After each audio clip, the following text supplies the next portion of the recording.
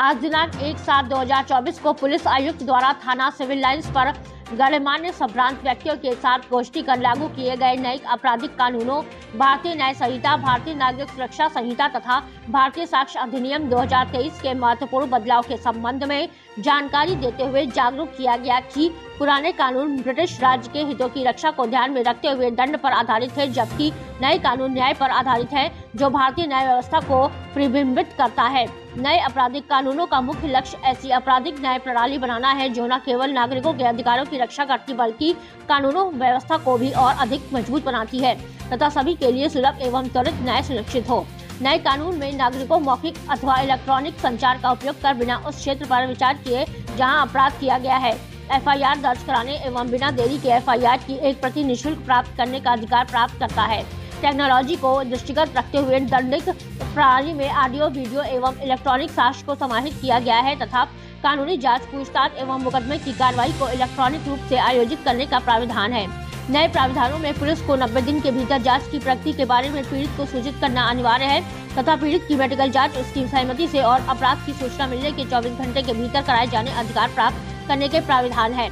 नए आपराधिक कानूनों में महिलाओं एवं बच्चों के साथ होने वाले यौन अपराधों में कठोर दंड, आजीवन कारावास या मृत्यु दंड का प्राविधान किया गया है तथा चिकित्सकों को बलात्कार से पीड़ित महिला की मेडिकल रिपोर्ट 7 दिनों के भीतर जांच अधिकारी को भेजने एवं पीड़ित महिला का बयान केवल महिला न्यायिक मजिस्ट्रेट के द्वारा दर्ज किया जाएगा और उनकी अनुपस्थिति में किसी महिला की उपस्थिति में पुरुष न्यायिक मजिस्ट्रेट द्वारा दर्ज किए जाने का प्राविधान है।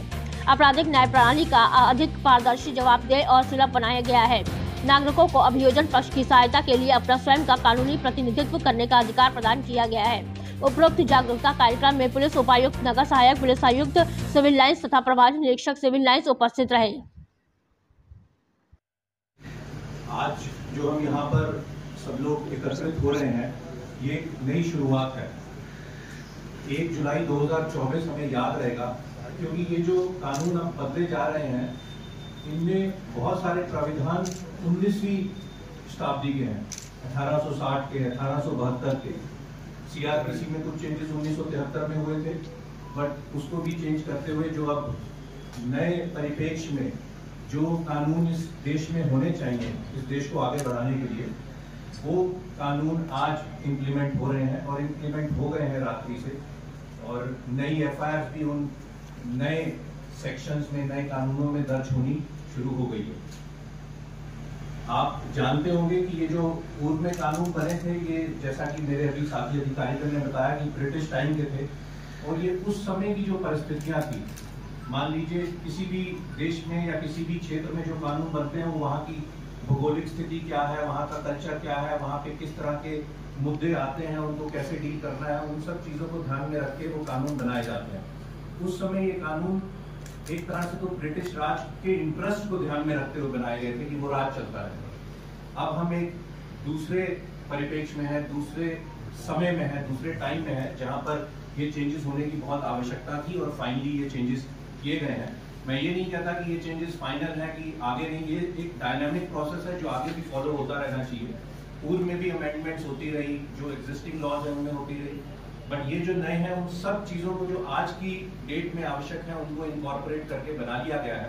और आगे भी मुझे उम्मीद है कि हम बढ़ते रहेंगे, नई चीज़ें देखते रहेंगे और उस हिसाब से जनता को न्याय मिल सके, ये उस दिशा में कार्रवाई बढ़ती रहेगी। ये जो लॉज हैं, इसमें जो अवधारणा है वो पहले से थोड़ी डिफरेंट कर दी गई है। पहले उद्देश्य होता था दंड देने का, अभी भी क्राइम होगा तो दंड तो उसके साथ रहेगा, परंतु मेन फोकस आधार था दंड देने का।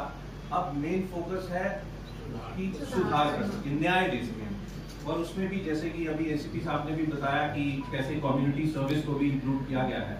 तो कुल मिला के ये है कि हम दंड को अपना बेसिस ना मानकर हम न्याय को, जस्टिस दिलाना अपना आधार बनाए। और इसमें नए कानून में न्याय को, समानता को, निष्पक्षता को, इसको हाईलाइट किया गया कि ये हमारे गाइडिंग प्रिंसिपल्स होंगे जिनके आधार पे ये कानून बनाए गए हैं और इनको इम्प्लीमेंट किया जाएगा। जहां तक चेंजेस की बात है, आवश्यक है कि सबको उस चीज की जानकारी हो। मैं समझता हूं कि धाराएं तो अभी जो पुलिस के भी कर्मचारी, अधिकारी होंगे, सारे उन धाराओं को नहीं जानते होंगे, बट जो मुख्य चीजें हैं जो जनता आती है कि मेरा ये मुकदमा था, इसमें कार्रवाई नहीं हुई, वो चेंजेस धीरे धीरे से जनता तक पहुंचाने आवश्यक हैं, जिसकी आज एक शुरुआत है कि आप लोग भी इसमें हिस्सेदार बनेंगे और इसको आगे पहुंचाएंगे।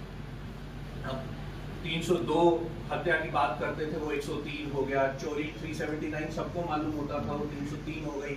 बलात्कार 376 कहते थे, 64 हो गया। तो ये धीरे धीरे सब लोगों को इसकी जानकारी होगी। बट खासियत क्या है, किस तरह से अब न्याय प्रणाली में चेंज लाना है, वो ज्यादा इम्पोर्टेंट है।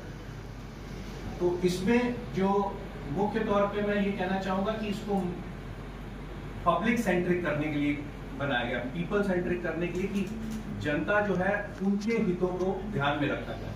बहुत सारी प्रोविजंस उस हिसाब से डाली गई हैं कि जनता को सुविधाजनक हो।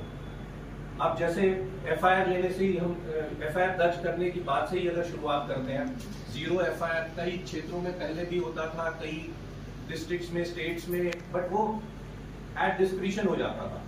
अब उसको लॉ में मैंडेटरी कर दिया गया, 0 एफआईआर। अगर कहीं और के क्षेत्र में कोई घटना हुई है, आप उस क्षेत्र में नहीं पहुंच सकते हैं किसी कारणवश, तो आप स्थानीय थाना पे जाके भी एक 0 एफआईआर दर्ज करा सकते हैं, जो फिर वहां पर ट्रांसफर होके वहां पर इसकी इन्वेस्टिगेशन हो सके। ई एफआईआर को भी मैंडेटरी कर दिया, इलेक्ट्रॉनिक फॉर्म में एफआईआर। जरूरी नहीं है कि थाने पे पहुंचकर फिजिकली प्रेजेंट होकर आप अपनी शिकायत दर्ज कराएं और एफआईआर दर्ज हो।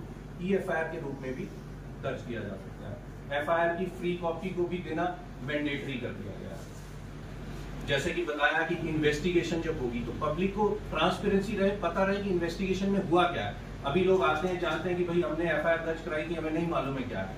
तो ऑफिसर्स हैं, कोशिश करते हैं कि अच्छा, हमारे पास भी कोई आता है तो हम थाने से पता करके बताते हैं कि इसमें क्या हुआ, अपने ऑफिसर से बात करके बताते हैं। हो सकता है इंपॉर्टेंट केसेस हो, हमें जानकारी हो, हम उसमें बताते क्या हो। But now it is mandatory कि जो विक्टिम है, कंप्लेनेंट है, उसको प्रोग्रेस ऑफ इन्वेस्टिगेशन के बारे में पता हो। और ट्रांसपेरेंसी का एक और लेवल ये भी है कि ट्रायल चल रहा है, ट्रायल में मुकदमे को किसी वजह से वापस लिया जा रहा है। विड्रॉल ऑफ प्रोसिक्यूशन जो होता था कुछ केसेस में, कुछ मापदंड जो वो केसेस पूरा करते थे और कुछ सर्कमस्टांसेस में, उनमें भी विक्टिम जो है, जो कंप्लेनेंट जो है, उसको बिना सुने कोर्ट को वो डिसीजन नहीं लेना। तो ये ट्रांसपेरेंसी इसमें है कि विक्टिम को सुना जाए, कंप्लेनेंट को सुना जाए, उसकी बात सुनने के बाद ही ये निर्णय लिया जाए कि ये प्रोसिक्यूशन विड्रॉल के लायक केस है कि नहीं। इसके साथ साथ और सुगम बनाने के लिए टेक्नोलॉजी का इस्तेमाल पे भी फोकस किया गया है, जिससे स्पीडी जस्टिस मिल सके, चाहे वो इन्वेस्टिगेशन का पार्ट हो, चाहे वो ट्रायल के दौरान की बात हो। इन्वेस्टिगेशन में भी बहुत सारी चीजें हैं जो कि इलेक्ट्रॉनिकली कर सकते हैं। जैसे कि मेरे साथी अधिकारीगण ने बताया, आप एविडेंसेस जो रिकॉर्ड कर सकते हो, जो स्टेटमेंट्स आपने रिकॉर्ड करनी है, वो आप इलेक्ट्रॉनिकली रिकॉर्ड कर सकते हो। ऑडियो विजुअल रिकॉर्डिंग हो सकती है।